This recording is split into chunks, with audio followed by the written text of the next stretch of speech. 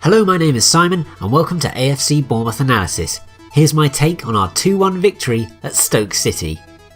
Get in. The goods. This is the main section of this video, I think, because obviously we won. Only for the second time in the league this season, but it was a huge win. It was a game very much of two halves. The first half we controlled much of the play. We went 2-0 up really quickly within the space of 2 minutes, and the 16th minute and the 18th minute I think it was.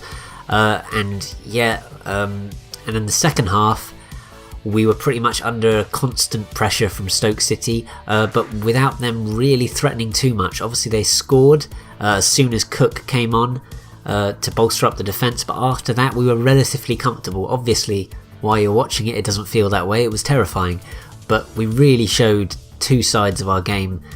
We finally started finishing our chances and we looked more solid at the back, so it was a great performance and a great result. As I mentioned, the second half was a bit of a struggle. We couldn't really hold on to the ball. AFCB wasn't really holding the ball up. I say wasn't really, he wasn't at all. Zuma got the better of him constantly, so we just had no way out. We didn't really pose a threat on the break, so we were really playing with fire, especially it was obviously a 1-goal deficit with 30 minutes to go, but somehow we held out, and ultimately it doesn't really matter too much at this stage. The weather was horrible. The wind was in our favour, but obviously in the second half it wasn't, which added to our problems defending. But and the Stoke crowd were generally quite annoying, booing, getting angry.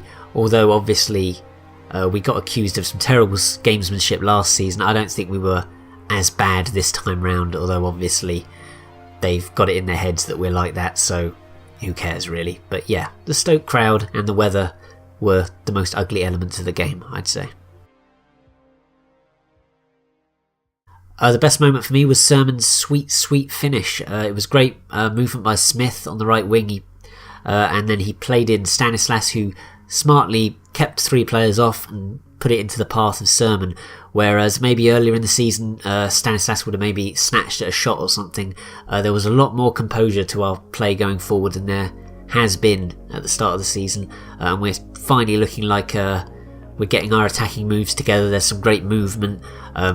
It just seems like we're a lot more of a team now than we were earlier this season, and I think it's great signs, because I think we'll start climbing the table now if we can keep putting in performances like that. I don't want to blather on too much. I want to hear what you think, and fortunately 4 people have got in touch, all via Twitter.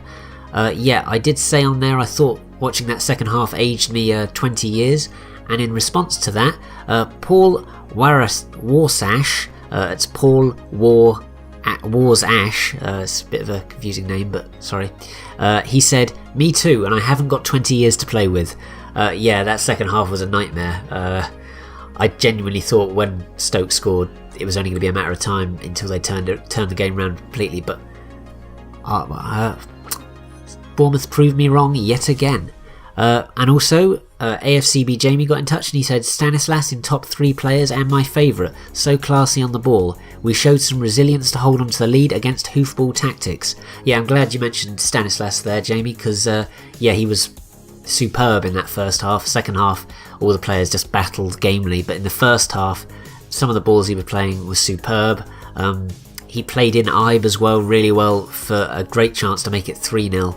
Nobody really has seemed to mention that, but he played a great ball for Ibe, and he should have just played in Afobe and it would have been 3-0. Stanislas's calmness on the ball, his incisiveness of his passing, he's just a great player to have, and I think we really missed him early this season, and it's great to have him in the team again. And who thought I would have said that after his championship season where he literally couldn't put a foot right. Next, AFCB Bob said, "Great first half, Lewis Cook and Ake excellent, defended well for most of the second half, and Andrew Sermon is our top scorer." Andrew Sermon, he's really turned it around in the space of a few games. Scored 2 goals in 5 now, I think, and he hadn't scored for us in the Premier League up till then. He's really upped his game. I think he said earlier this campaign that he wasn't listening to any of the hatred being poured down by our fans on social media, but someone must have said something, because for his form to turn around this much is remarkable. Yeah, he looks like he's forming a great partnership with Lewis Cook. He's putting in tackles, he's playing forward, and obviously he's taking shots now, which was unspeakable a few months ago. So fair play, Andrew Surman, you've completely turned it around, because I thought you were done, but now you're one of the first names on the team sheet for me. Yeah, and finally, in response to one of my tweets, David N. Yates said, "Let's not get into the semantics," as in he spelled semantics with Sermon. Yeah, please don't message this channel again. Cheers. Thanks very much. So yeah, that's all for this video. I think I went on a fair bit, but you know, we won a game, so it's not really, it's a rare occurrence, so let me celebrate. But you can also get in touch. Please follow this channel on Facebook and Twitter. The URLs are here. You can also email me at afcbanalysis@gmail.com, but don't do that, just follow the social media accounts. And if you contribute, you'll almost certainly be, your words will be read out in my annoying voice in a future video. So yeah, I post before and after games, so yeah, please do let me know what you think. It'd be great to hear from you. And finally, I write for Yahoo Sport UK about AFC Bournemouth, and my latest post is all about Junior Stanislas, who I mentioned earlier, and there's a link to that in the description below, so have a read if you haven't got quite enough of us winning a game, which I know I certainly haven't. It's strange for a weekend not to be ruined by Bournemouth for once, so it's great.